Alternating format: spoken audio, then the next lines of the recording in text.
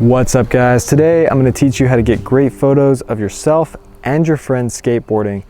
And you don't have to have the most expensive camera. You can do this with just your phone. So this is a setup that I use a lot at the skate park. It's the iPhone 11 with a Moment fisheye. This is the older one, not the newer, more expensive one. I like to have a tripod that you can move from the landscape orientation over to the portrait orientation, because when you're taking photos of skateboarding, you want to get as close as possible and you want to get the whole skateboarder in the frame. You don't want to cut their head off or cut their feet or the board off. If you cut any part of the body off, it's going to look kind of awkward. So with the fisheye lens, everything in the center of the picture is going to look bigger and more impressive, more distorted. With the rectilinear lens, one of those lenses where everything is straight, it's going to make the things in the corners look bigger because it's stretching that out. So one thing with a fisheye lens, if somebody's doing a trick on stocks, you want to stand right where they're going to land, but you want to get as close as you can without getting in the way. So if you don't have a fisheye lens, you have to stand kind of far away to get the whole person in frame. But when you have a fisheye lens, it's really wide, so you can get as close as you want. And sometimes the closer you get, the better the shot, because it'll really distort things and it'll make it look bigger. So with the fisheye, you want to get at a low angle and point up. That's to make them look like they're up higher. So one thing you might have noticed in a lot of skate pictures and magazines is you see a lot of vertical fisheye shots. And that's because when you're taking a photo of somebody, you don't want to cut their head off and you don't want to cut their feet or the board out of the frame. So with a vertical shot, like a portrait style fisheye shot, you can get a lot in frame and still get really close and make the trick look really big and impressive. So I would try taking some like landscape shots, but also some portrait shots. It just depends on the photo and what they're skating, because sometimes you want to get more of the actual background and more of the actual scenery in the shot, and sometimes you want to just get the trick in the shot. Another thing that can be hard when you're taking pictures of other people is just getting the shot at the right time. So one thing you could do is just set up a slow motion video on your phone and film it. So you could also set your phone or your camera up to take a burst, so it just continuously takes photos for a certain amount of time. That could be really helpful if you're using a camera and a flash. Sometimes the flash isn't fast enough to catch up with a really fast burst, or it doesn't have enough power to fire that many times that fast.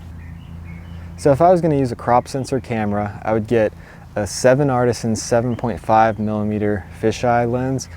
I've used that with the M50, I've used it with Fuji cameras and with Sony cameras, and for most crop sensor cameras, that's probably the best cheap fisheye that I've used. I've used Opteka 6.5mm, I've used Pergear fisheyes, I've used a few other brands, but I really like the 7artisans.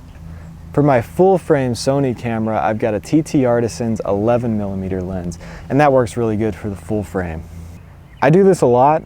I don't really ask other people to take photos of me. If I want a photo, I will set my camera or my phone up on a tripod, and I'll find the right position where it can get me completely in frame and the rail or whatever. You don't want to cut off the bottom of the rail. With this shot, I really want to get all the way down here, the beginning of the ramp, all the way up to the trees above me, just to get a nice framing for the shot. I don't want to cut the rail halfway because it's going to make it look smaller. I want to show the whole thing just to show how big it is.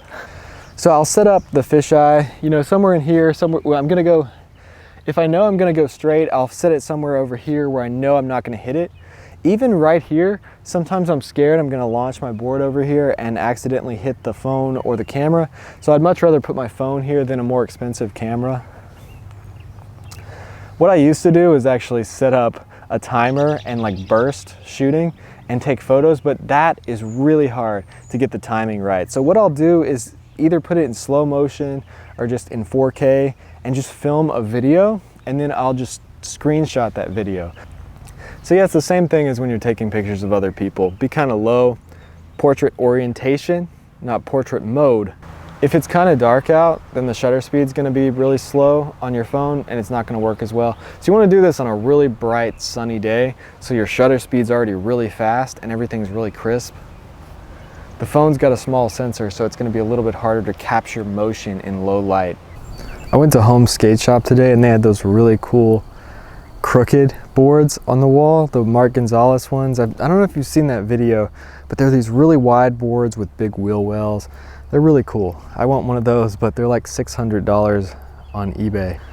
Yeah, this light is really harsh. The sun is like directly hitting me in the eyes. We'll see. My face is probably overexposed throughout this entire video. So I've filmed this video a few different times and I haven't uploaded it just because it's really hard to get good audio. Anywhere I go skate, there's like people mowing the grass or weed eating or cars going by. Some skate parks are right next to a highway, so it's really hard to get good audio. So if you enjoy this kind of content, I've got a lot more videos like this coming soon, so hit that subscribe button, hit the like, leave a comment, hit the bell, all that stuff. And thanks for watching.